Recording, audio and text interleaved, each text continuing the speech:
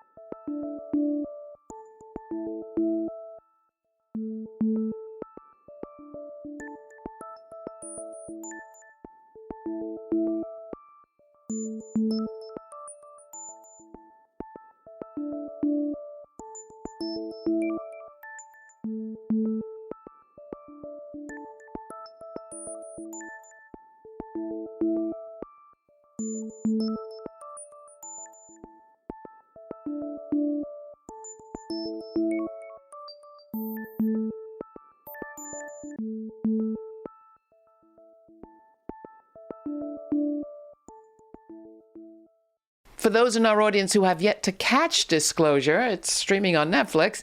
Here's a trailer. Check it out.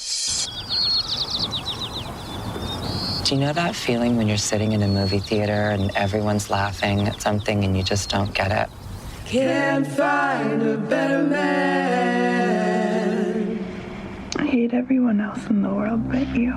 I never thought I'd live in a world where trans people would be celebrated on or off the screen. Thank you so much for this moment. I never thought the media would stop asking horrible questions. How do you hide your peanuts? And start treating us with respect. You kept it quiet because you said you didn't want to become othered.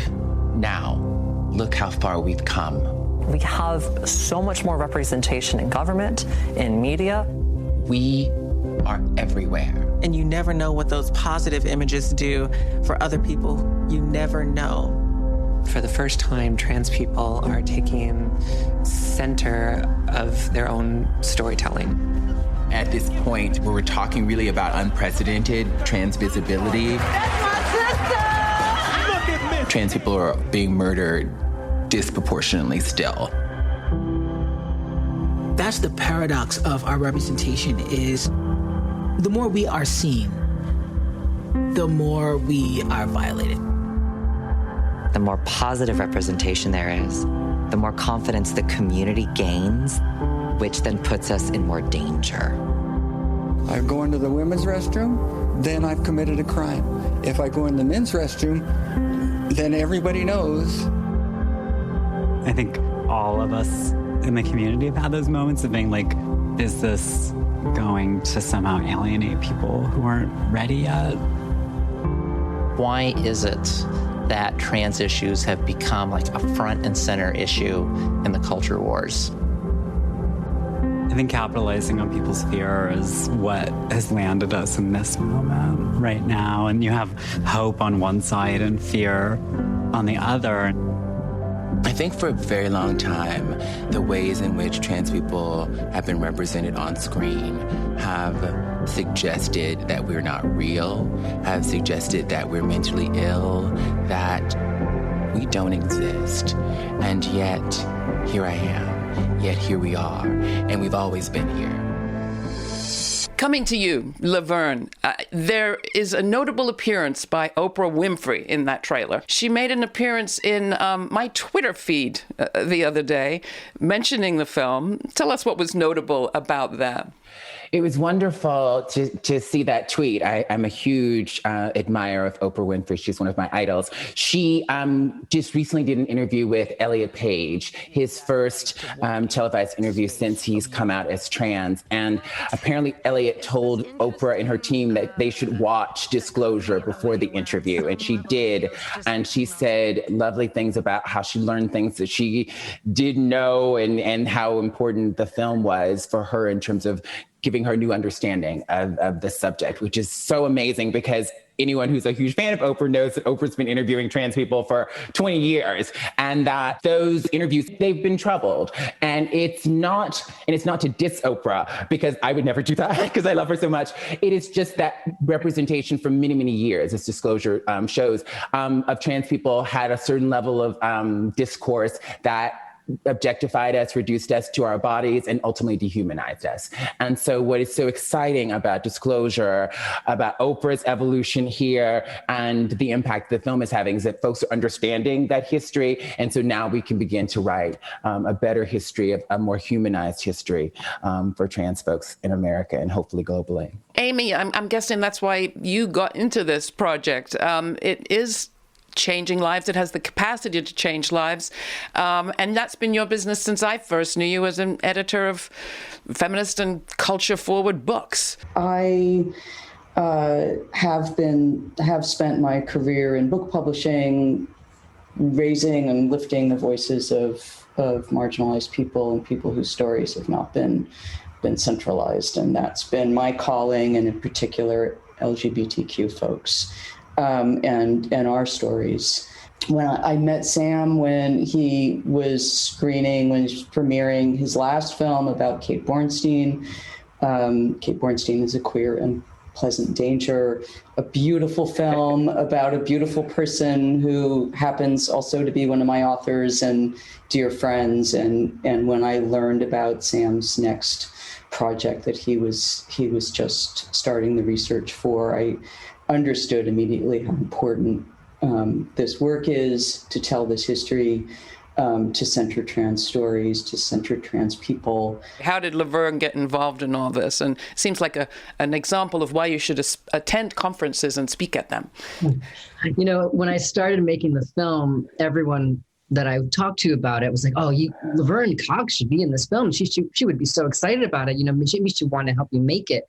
And that's just like, I'm not that kind of person that's going to reach out and ask someone, you know, of Laverne's caliber, you know, of her celebrity, of her, you know, of her notoriety. That's just not my style. And so I was like, yeah, that sounds great, but there's no way that's ever going to happen. But I did wish that we would interview her. And we have enough friends in common that I thought that would maybe be possible, that I at least get to ask her if we could interview her. So that was sort of the background of, you know, the years leading up to it. And then I was invited to present some of the initial research I had done at Outfest Film Festival out here in LA in July of 2017. They dedicate a day or two to what they call the Trans Summit, where they focus on trans storytellers and trans issues.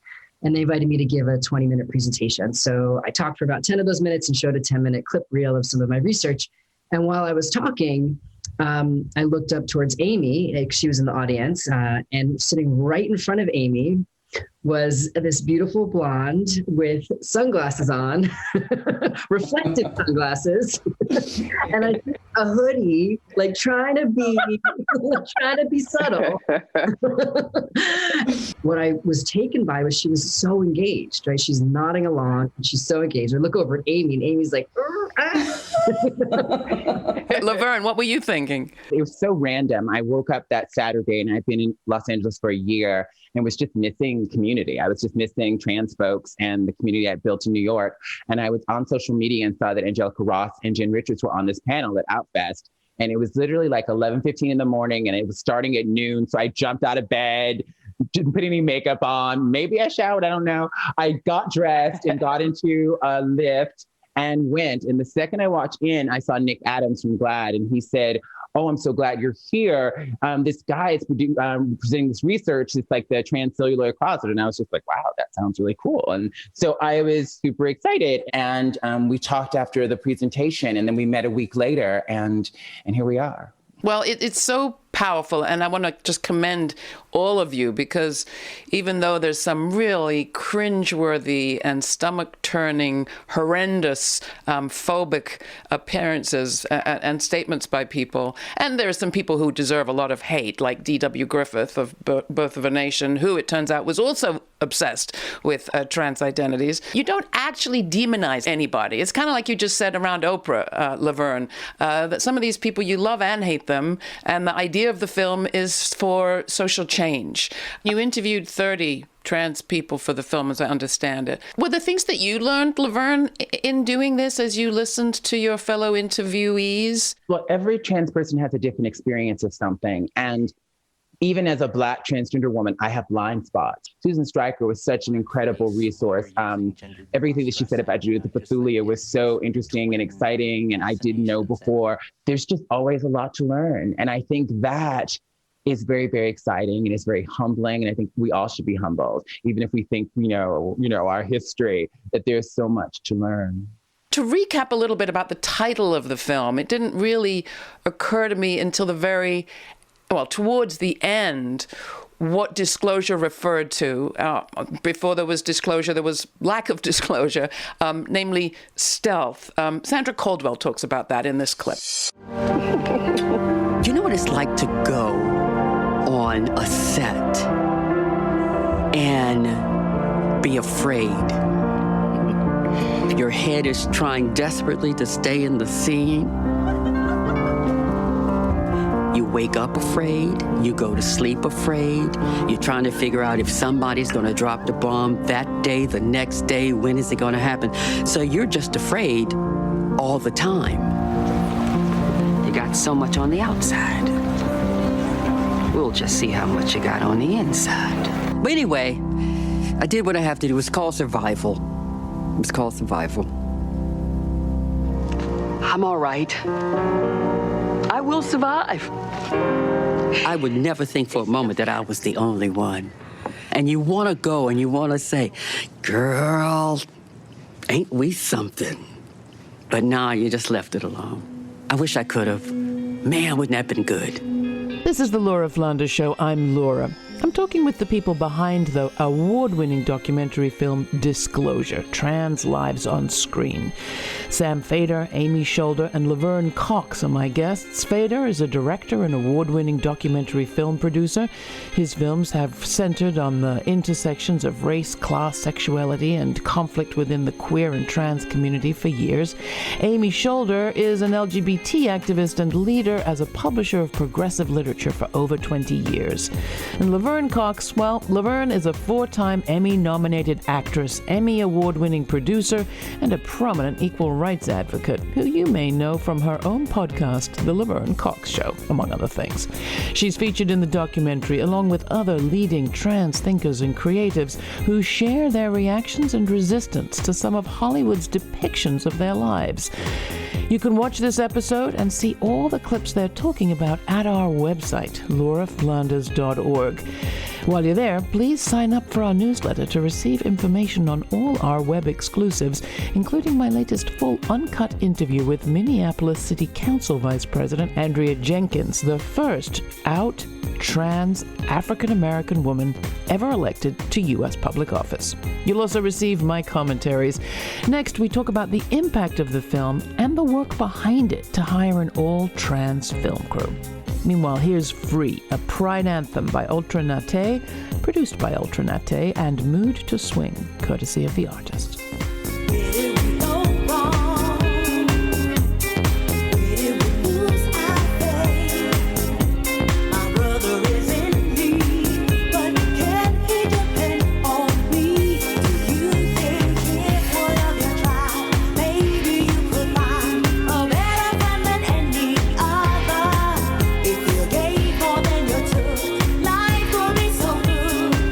Come on and try. Now's the time.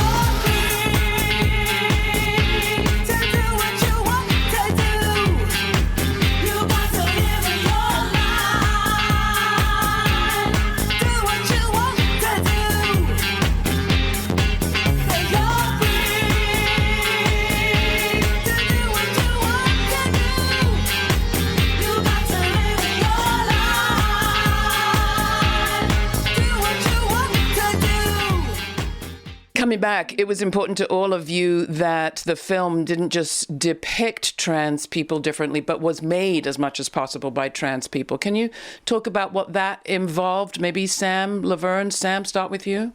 Yeah, thank you. That's something I think we're all like really proud of, and we knew it was just as important to have trans people behind the scenes as it was in front of the camera. I mean, everyone we interview is trans, but I think there's really not enough understanding of how every decision that's made behind the camera influences the story just as much as what is said in front of the camera, right? How it's lit, how you're framing somebody, like how you're talking to people, right? Who they're looking at when they're sitting in between takes. This all informs what you're going to shoot, what you're going to capture, and what the film is going to be. And so it was deeply important that was trans people that were going to be in that space. Also, trans people are disproportionately underemployed, right? I think it's 3 times the national average, 4 times if you're a trans person of color. And also being a trans person, whether by choice or circumstance, you just don't have as many opportunities. So we prioritized hiring trans people on this set. And when we couldn't hire a trans person for a specific role, the non-trans person we hired mentored a trans person. As much as we've been asked to do Q&As on our film, we've also been invited to development, inclusion, and equity trainings to talk about our hiring practice, because people are understanding that this is the way we move forward. Like, it's not about unpaid internships or, the ideal of working your way up. Like, we actually have to mentor people and pay them as we mentor them to really level the playing field, to really give people the opportunities to do the work that they want to do. I want to thank you especially for the film having such a fair and equal representation of trans men in the discussion, and a big discussion about how, misogyny plays out in all of this as well. You, Amy, former editor of the Feminist Press, were the things that you learned? I was very struck, actually, by Yancey Ford when he talks about some sort of women empowerment narratives, whether you're talking Yentl or others, being dressed up in horrible trans man narratives that were only disempowering to him. Just in making the film, in our fundraising, this was my first producing credit. So when I joined Sam many years ago to start our research and development process, I felt like, I'm going to surround myself with my feminist friends and my progressive filmmaker friends. And it surprised me how many folks were kind of unaware of trans issues or unaware of how, as feminists and as progressives, these are our issues. It was hard to confront, and it surprised me when I was describing our process and felt so proud of how we were going to prioritize hiring trans folks behind the camera. And it was surprising how many people would pull me aside and say, let's get the best people. You don't want to, set a hard and fast rule like that. And people have come back to me and said, you were right. And I missed it. I didn't understand that you did get the best people. Coming to you, Laverne, there's the film and then there's all the work that's happening around the film. I mean, you are as much actress as activist. I don't know whether you put one before the other, but boy, you do a lot of both. On the activism side, how are you using the film and what impact is it having so far as you can see? We know that when we dehumanize people, then we can discriminate against them because we don't think of them as human. And so much of the work for trans liberation is to see us as human. Right now, in this moment, during this legislative session, there have been an unprecedented number of anti-trans bills targeting transgender children. And a lot of the ways in which these lawmakers are able to pass these laws is because of misinformation about who transgender people are. And so we've been very excited that lawyers from the ACLU are using the film to educate folks about our issues and the circumstances and how they've come to know and understand who trans people are, that judges, that lawyers, that organizations, that people in Hollywood are watching it so that they can better tell trans stories. Laverne, I have to say, I came to this interview kind of wanting to, thank you and your fellows in this film for your service. It's like, my God, what you have gone through. not to dwell there, but to talk about what is possible on the other side of that, which you also represent. Talk to us about what your vision, we talk about a tipping point, and you have that cover from Time magazine, the transgender tipping point, culture is shifting.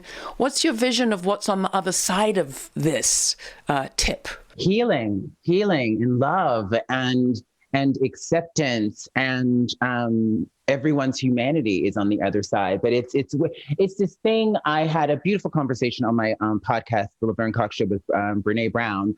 Actually, we had the conversation first on her podcast, Unlocking Us. And she said, and she's always, I'm a huge fan of hers, and she said for years that when we deny our stories, those stories define us. When we deny something, our story, it defines us. But when we can own our stories, we can write a brave new ending. And for a very long time, we've been in denial about the story of trans folks in America and globally in cinema. And now that we have the information the disclosure has given us, we can begin to write a brave new ending if we own the story. Sam, do you want to weigh in on that? I'm not interested in a world where we're all the same, where I'm just like you and you're just like me. I'm not interested in a world where trans people are just part of the binary. I like being trans, I like the fact that I've had to really interrogate my place in the world and understand how I can move in this seemingly static understanding. And I've had to find a way of making it really mutable and I like what it has done when I have to understand how people are looking at me, as frustrating as it is.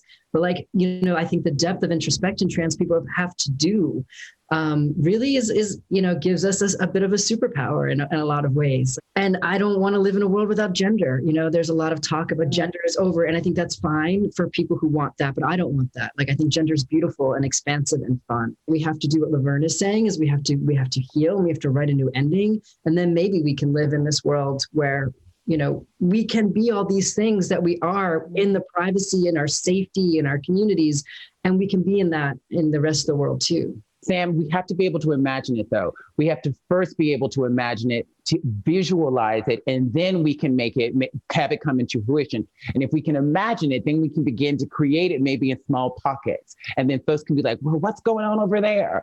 Come on in. It's great. It's gorgeous. It's awesome. We have our small pockets, right? We have our queer space, and then capitalism comes and commodifies it. So that's a whole other conversation. So Laverne, how do you negotiate that, Miss, of the podcast, of the movies? The contradictions in being being a capitalist, I guess, and working for multiple multinational corporations while trying to do this work and maintain authenticity. We're in contradiction all the time. It is a very conflicting kind of space to be in. And it's like, there's folks talk about an inside game and an outside game. And I think at this point, I'm maybe doing some sort of inside game, but it's not lost on me how difficult and challenging it was to sell disclosure though. That a year ago, we were a year ago this time, we weren't quite sure, if we would even be able to sell this film, if people would see it. And then Netflix came along, at just the right time for very specific reasons. And we were able to have that incredible platform. But it is still very difficult as I go out into the world and pitch trans-themed shows. It's still very hard to sell shows about transgender people. We often end this program by asking people what is the source of their belief that sort of systemic big change can happen. I mean, you're giving us a lot of such examples really in the people in the film, but is there one that stands out as you do this work and the work you're going to go on to do? Sam? The way that we show that Oprah evolves, right? And that she came around and publicly holds the film. And that was incredible, and she did an interview a couple days later with Nick Adams and referred to herself as the poster child of what not to do. I was actually more nervous about this interview than anything because I wanted to get it right, since I was on the poster for getting it wrong, for the trailer for Disclosure. Right. I mean, she's an incredibly, I obviously don't have to tell you all this, but she's an incredibly influential, powerful woman, so to say these kind of things, that gives me hope. Amy, what about you? What's the evidence you draw on?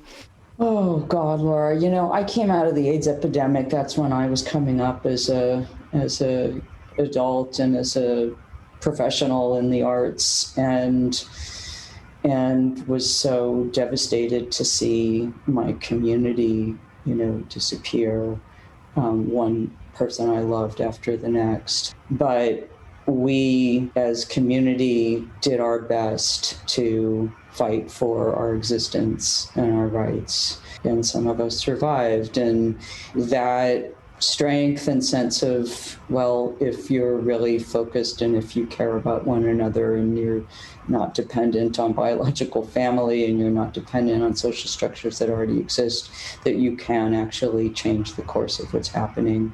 There were a lot of missteps then, and AIDS is not over. So I'm continually learning from coming up from that experience and now going through a second pandemic. I think that informs everything I do. Laverne, you, proof of life post-tipping point. The evidence for me is my own life. When I had a speaking engagement last week and they were reading my bio and they were saying the first trans person to be on the cover of this magazine or be nominated for this or have a wax figure at Madame Tussauds and all the things. What hit me that time hearing that bio is that before me, these things had not happened. And these things were happening in 2014 and 2015 and 16. And so what is sad about that is that they had not happened before me, and then that they are now happening and that I'm not the last. My friend MJ Rodriguez is just on the cover, a solo cover of Entertainment Weekly. It's her second cover, but it's her first solo cover.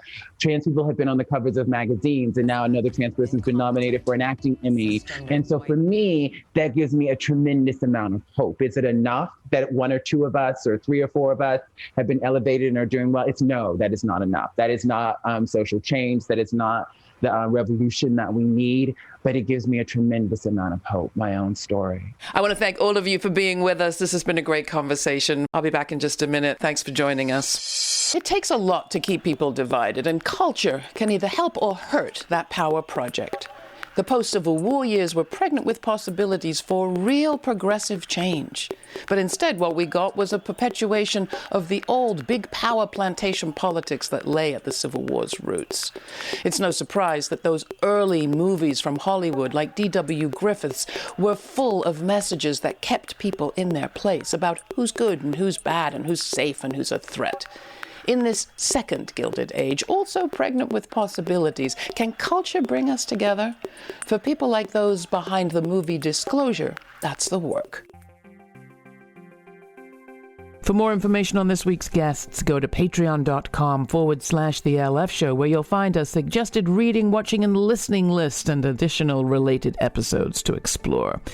It's also where you can find out how to join us in our YouTube channel, 11:30 Sundays, where we watch the premiere of the week's episodes together and participate in a live chat with some of the guests. All the details are right there at patreon.com/The LF Show. So join us, and while you're there, how about making a difference by becoming a pledging supporter? Thanks to you and your support, we're able to air the show on public television in every major media market in the country and on community radio stations for free. So do your bit. Go to patreon.com/The LF Show and sign up to make a small or large monthly pledge today. This show's produced by yours truly, Laura Flanders, with Matt Colacello, Jeremiah Cothran, Mercedes Grostiaga, Jeannie Hopper, Nat Needham, Charlotte Carpenter, David Newman, Rory O'Connor, Ryan Hotes, Sabrina Artel, and Jeanette Hernandez. Major funding for this program is provided by the Novo, Park, Ellen Poss Family, Hisuku Wilson Foundations, the Schumann Media Center, Rising Fund at Tides, Kim Connor and Nick Groombridge, Jane Fonda, and listeners like you. Thanks for listening. Thanks for contributing. Thanks for your ideas. Stay kind. Stay curious. Until the next time, I'm Laura.